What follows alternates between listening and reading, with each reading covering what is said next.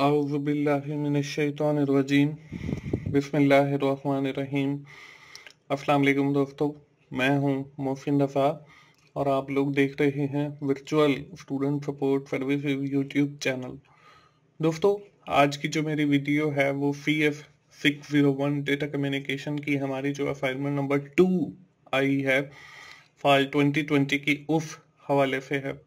दोस्तों, असाइनमेंट शुरू करने से पहले मेरी तमाम दोस्तों से गुजारिश है कि आप लोग मेरे तीनों यूट्यूब चैनल को, वर्चुअल स्टूडेंट सपोर्ट सर्विसेज को, 24/7 टीचर्स ऑनलाइन को और की टू सक्सेस को जल्दी से सब्सक्राइब कर लें और साथ ही बेल के आइकन पर भी क्लिक कर लें, ताकि जब भी मेरी कोई नई वीडियो आए, मेरा कोई नया लेक्चर आए या कोई मेरी एग्ज़ाम की तैयारी से हवाले से वीडियो आए तो वो आप लोगों तक पहुंच सके। दोस्तों, बढ़ते हैं हम अपनी डेटा कम्युनिकेशन असाइनमेंट की तरफ और सबसे पहले देखते हैं हम इसकी रिक्वायरमेंट्स को। दोस्तों, इसमें हमें 2 क्वेश्चन दिए गए हैं। फर्स्ट क्वेश्चन आप लोग स्क्रीन के ऊपर देख रहे हैं। इसमें हमें दिया गया है diagram given below is representation the different Manchester encoding scheme. ये हमें मैनचेस्टर इनकोडिंग स्कीम के हवाले से बताया गया है।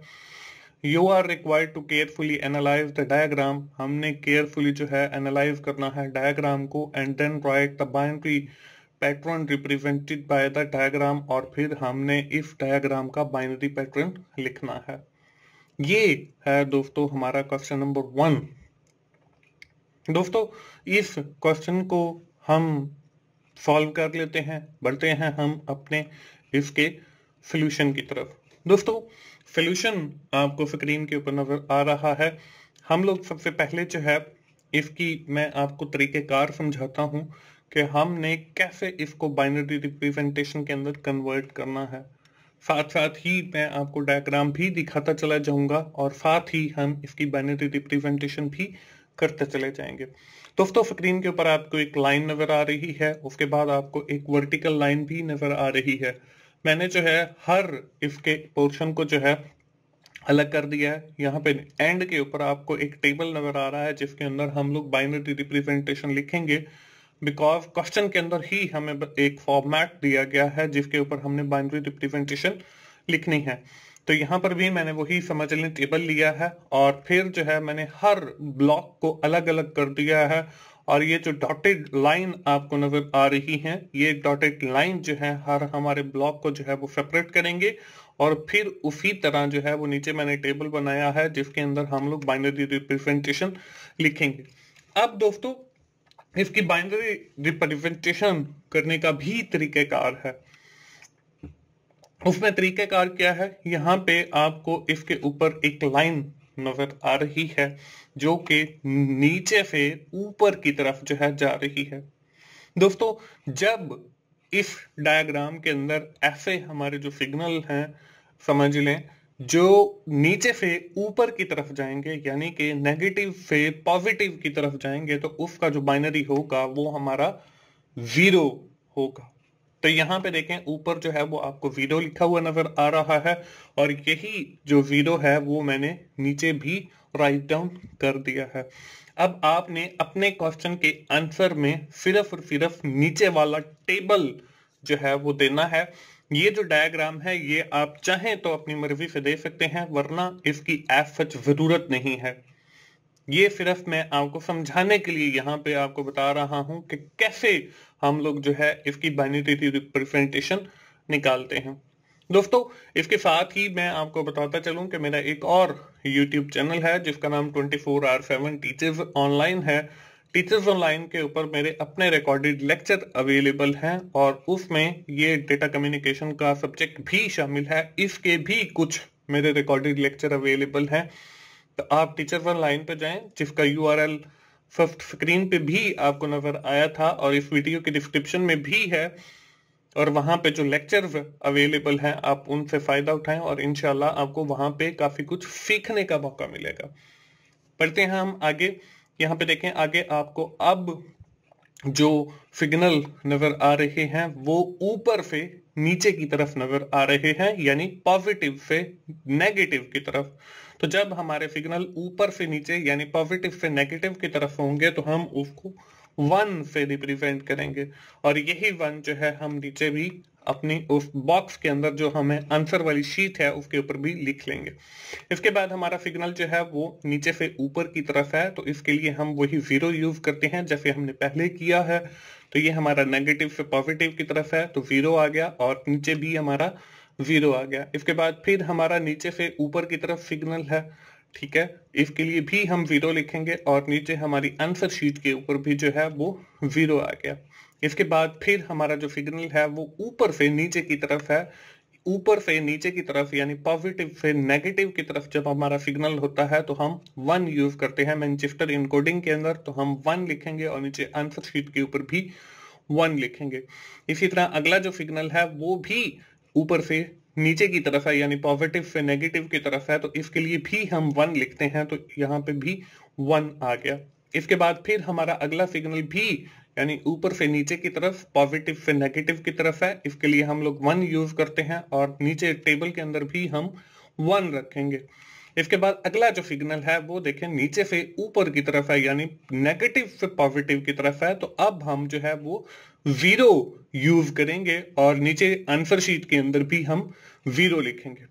इसके बाद आगे जो है सिग्नल हमारा फिर नीचे से ऊपर की तरफ है, इसके लिए भी हम 0 लिखेंगे, और नीचे भी जो है हम 0 लिखेंगे। हमारे जितने भी वो डायग्राम थी वो अब कंप्लीट हो गई है, और नीचे आपको 0 1 0 0 1 1 1 0 0 ये हमारा जो है जवाब आ गया, जो कि हमने अपने सोल्यूशन फाइल के अंदर लिखना है। अब आपकी मर्जी है कि ऊपर वाली डायग्राम भी बनाएं और नीचे बाइनरी रिप्रेजेंटेशन भी लिखें, लेकिन जो हमें असाइनमेंट की रिक्वायरमेंट दी गई है और हमें कहा गया है सोल्यूशन के हवाले से, तो वो सिर्फ हमें इतना कहा गया है कि हम ये जो नीचे आपको टेबल जैसे नजर आ रहा है ऐसे ही टेबल के अंदर आप सिर्फ बाइनरी रिप्रेजेंटेशन ऑफ डायग्राम की लिख दें तो एनफ है।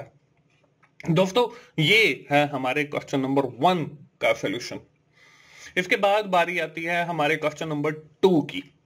अब क्वेश्चन नंबर 2 के ऊपर क्या है? क्वेश्चन नंबर 2 के ऊपर suppose a telecommunication company booster the emanating a signal of 0.45 watt which is being passed through the 10 devices. It has been observed that 7 of these devices are encountering noise of 3 microwatt, whereas other 3 devices are encountering noise of 2 microwatt।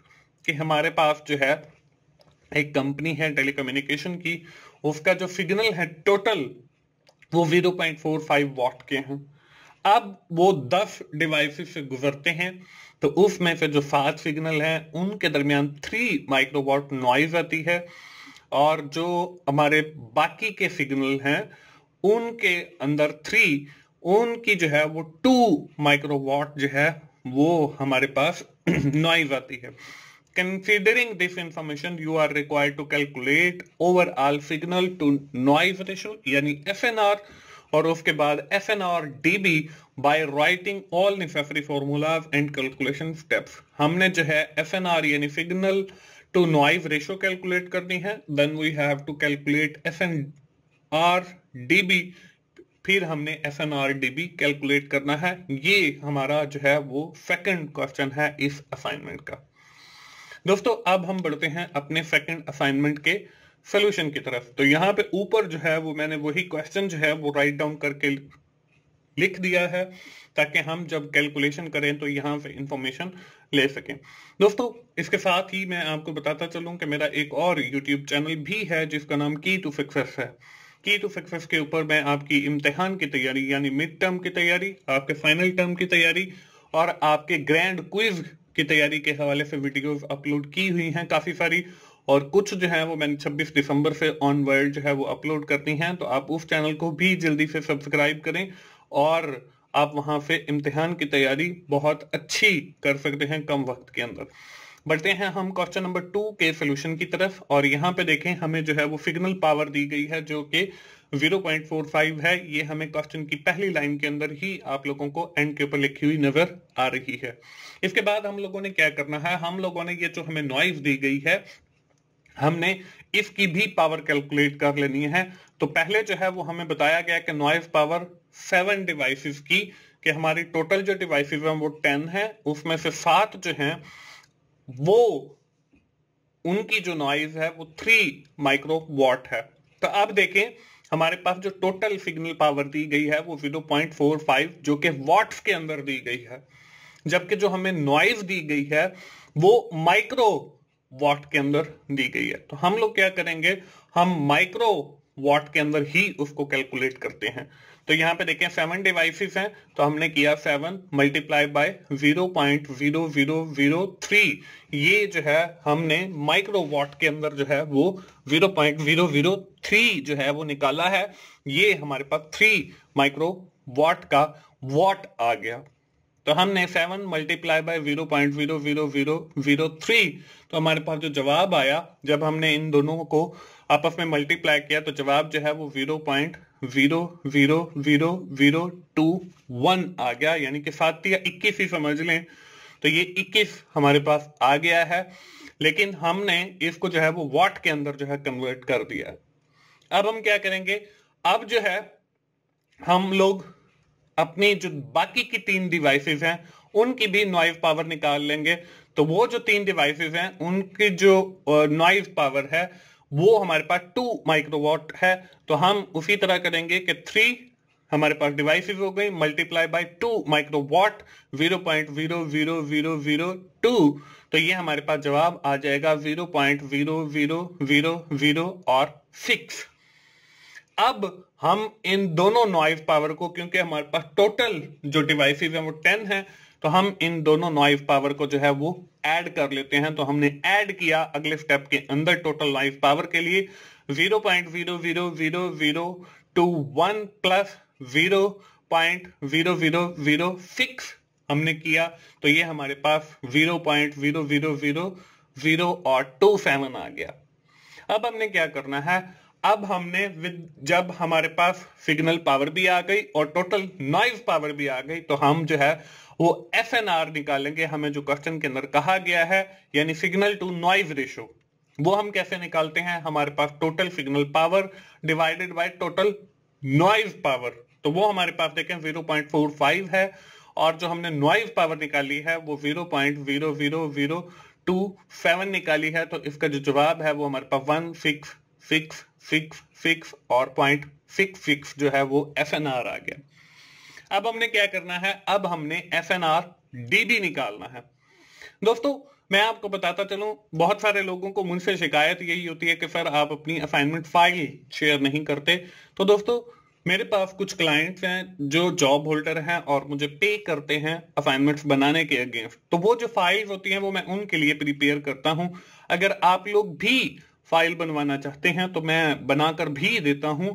मेरा WhatsApp का number जो है वो description के अंदर दिया गया है, तो मेरी बहनें या मेरे भाई जो बनवाना चाहते हैं वो मुझसे व्हाट्सएप के ऊपर कांटेक्ट कर सकते हैं। मैं सब्जेक्ट वाइज जो है वो पेमेंट लेता हूं और फिर असाइनमेंट प्रिपेयर कर देता हूं। उसमें उसकी जितने भी असाइनमेंट्स आएंगे, जितने GDBs आएंगे, जितने क्विज आएंगे, वो फिर मैं खुद करता हूं। FNR DB निकालने के लिए जो फॉर्मूला है वो है 10 यानी एंटी लॉग, और फिर उसका हमने लॉग लेना है FNR का, और फिर हमने देखें यहां पे देखें 10 और इंटू 4.22, ये हमारे पास जो है आ गया। जब हमने बल्कि ये आई थिंक के फाइनल आंसर यहां पे मैंने लिख दिया है। यहां पे हमने जो है जहां पे आया हुआ है 10 और आगे 4.22, तो यहां पे हमने 16666 और .66 लिखना था और फिर उसका एंटी लॉग लेना था। तो ये मैं आपको कैलकुलेट भी करके दिखा देता हूं, और आखिर के अंदर जो हमारा जवाब आया है वो 42.21 आ गया।